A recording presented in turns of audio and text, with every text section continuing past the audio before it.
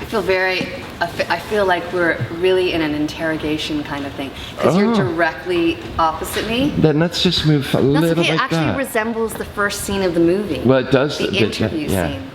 Oh, I love that actually. Well, let's start now.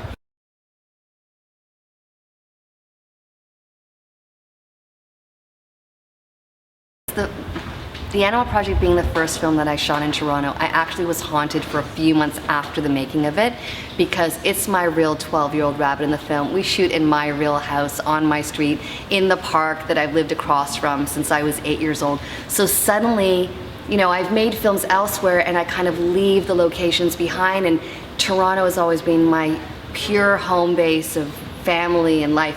But now it got really confused, and everywhere I went was always associated with the Animal Project. And it didn't just take 3 months, I would say it took a good 6 months for that to clear out. So Toronto is actually being transformed by this film for me in a really personal way, because still when I ride down my street, I remember shooting that scene in the park with the lion and the beaver, and I don't think I'll ever forget it.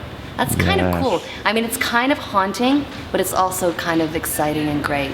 I think I live in all my films. There's that blurry line of people are always trying to figure out what is factual and coming from my real personal life and what is fictional and imagined. And they've all played with that uncertainty. I think you're never going to really know what is real and what isn't. Yes. But I live in all of my films, I think, in quite an intimate way. I started out as an actor, and I'm always interested in, okay, so what is the line between actually lying and telling the truth? Because actors are supposed to be present in every moment, reacting and listening, but they know what they're going to say, and they're not playing themselves, and their characters have names, and they're in fact expected to be really professional, invisible liars. So the line between lying and telling the truth is always very, very interesting to me in acting and in life. And when we have masks on and when we take them off, and how we wear our masks, from our clothes to our hair to everything, is very interesting. And I think what I'm seeking is a simpler, quieter, truer, raw, more authentic way of being in the world. And that's something that my films always touch on in a kind of whimsical, irregular, hopefully funny, and heartful way. I woke up with an idea. Okay, I had a dream. It was about animals. It was about us. And what if we completely just obliterate ourselves inside of animal costumes, like mascot masks? I love that the Animal Project that Leo proposes should not work. I mean, how are you putting a mask on to be more liberated? And yet, when you put a mask on, so much happens, so much invisible stuff happens. It's almost like you're in an isolation tank. And you sometimes have to go into that very private, uninhibited, isolated, lonely, scary, uncertain area to be transformed and come out the other side. For when you take off the animal suit, you are a different person. You've taken a different kind of risk, and you're a different kind of being in the world, ideally living more authentically. But there is a portal you have to go through, and that portal is the animal suit. Well, it's interesting, the twist you talk about was a surprise to me when I was writing the screenplay. So of course the process of this film is kind of unconventional in that I cast the actors and promised these 8 actors roles before I had any concept for a film. So I cast them, and then I sat down, I opened up my laptop, blank page, had their pictures on the wall, and I gave myself, I wrote the screenplay in 4 days, 103 pages, 107 scenes in 4 days. And when I came to that point you're referring to, the twist, I didn't see it coming.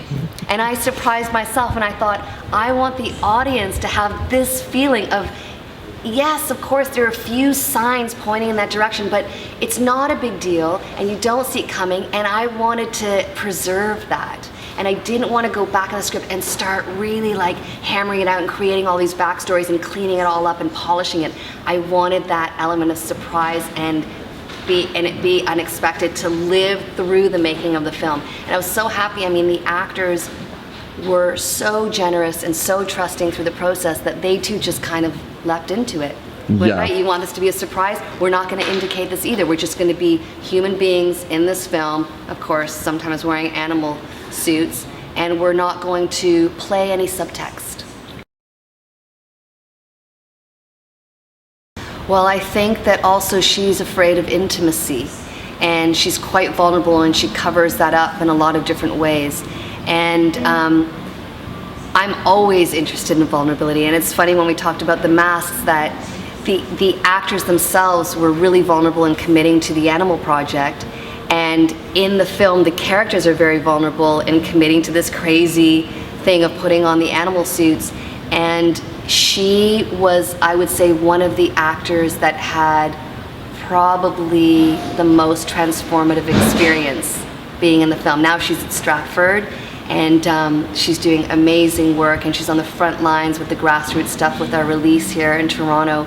But she had an incredible experience making this film, and of course I had to include, because I saw in her resume that she made balloon animals, so I had to, of course, write a scene where she makes balloon animals.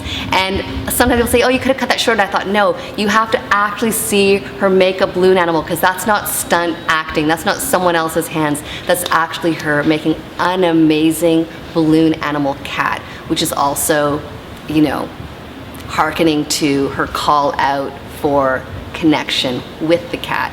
So I loved working with these actors, honestly, all of them. They're my heroes, for sure. So at the end of the Animal Project, Leo says, we're a chorus line of misfits. I'm one of them, we are fearless. And I sort of feel like, yes, I've always been a misfit, but I certainly haven't been fearless. And it started before high school, in that I can remember in grade 6, our teacher had these classroom dances, and there was a boy that I had a crush on, Jason Kay. This boy I had a crush on, and I asked him to dance, and he dropped to the floor and crawled out of the classroom and ran down the hallway. Like, I was, you know, I mean, it was really hurtful, and I would say that that kind of experience, and also the experience of being an only child and living a lot in my imagination, and I didn't really have a lot of friends. I always was kind of the weirdo, and it wasn't until I hit grade 10 where I sort of thought, I don't care. I mean, I'm gonna be weird and it's okay. And it's still something that I think people who are misfits and feel like outsiders and feel like they don't belong struggle with every day. But as we get older and as we get more confident and as we sort of have more experiences, we just become more okay with it. Well, I would say being a mom has made me a better person, period, in the world. And I would say that working with my kids has made me a better filmmaker. I mean, working with my children has been incredibly bonding, especially at critical times in their life. My first film with Jacob was when he was 12, and he was going through some things at school with some bullying and stuff. So having a creative project together was a bit of a distraction, but also was a place where we could channel a lot of the experiences, both between us and also the stuff he was going through at school. So I'm interested in these pivotal times, and with Hallie when she was 17, nearing the end of high school, everybody putting pressure on, saying, what are you gonna do with your life? What are you gonna do after high school? Those in-between times are really interesting to me, and I think that we were able to survive them, and we were able to sort of cross over them a little more easily through making these projects. So creating stuff has really helped me, well, be a better mom. Yeah. It's really helped me be a better mom, and it's certainly helped me stay close to my kids in really unexpected and profound ways.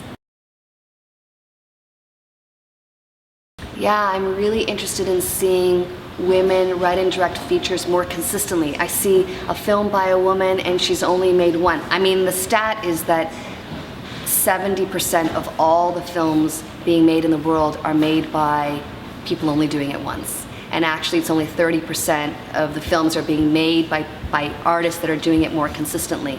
So I want to see more stories being told, written, directed by women in the fiction feature world. And so I fostered this Punk Films Femme Lab, which I am a member of with 5 other women, and there are 6 of us, all Canadian, each writing a feature film screenplay. We started in January, we finished at the end of June, and Melissa Leo has been our sponsor and champion, giving us $6,000, which we shared, and in return she gets a first look at these scripts. And I'm so excited by what has come out of this initiative and the scripts that have been written and the women that I'm now bonded with. And I can say for myself that it completely inspired the story that I told. That I think if I wasn't in this environment of women, maybe I would have written something else, but I'm really excited by what came out of the punk film's Femme Lab, for sure. They're spontaneous, kind of irrational things, much like the Animal Project. But I will say, and I would have never known this, but giving that money to 5 filmmaking teams that each made a feature film for $1,000. So the $5,000 I got from the Toronto Film Critics Association and the J. Scott Prize, I thought I was going to use on my next project, but I gave it to 5 filmmakers. They each made a film for $1,000. And being a part of those projects made me want to shoot a film in Toronto. So it was the 1K wave that actually inspired and birthed this sort of urgency, desire to make a film in Toronto with professional actors. So had it not been for the 1K wave, the Animal Project wouldn't exist. So that's a pretty cool way it came around. But definitely after our opening night, everyone who shows me their movie ticket gets into our opening night party at the Monarch Tavern on Clinton Street, which is where we shot. And Jacob, my son, whose music appears in the film, will be playing live. And Hey DW is a DJ that's going to be bringing down the house. And we love to dance. So if you like to dance, the animals will be in the house. The actors will all be there. We'll be partying from 10 until 2 in the morning. All you have to do is show your movie ticket. So there will be music around the Animal Project, for sure.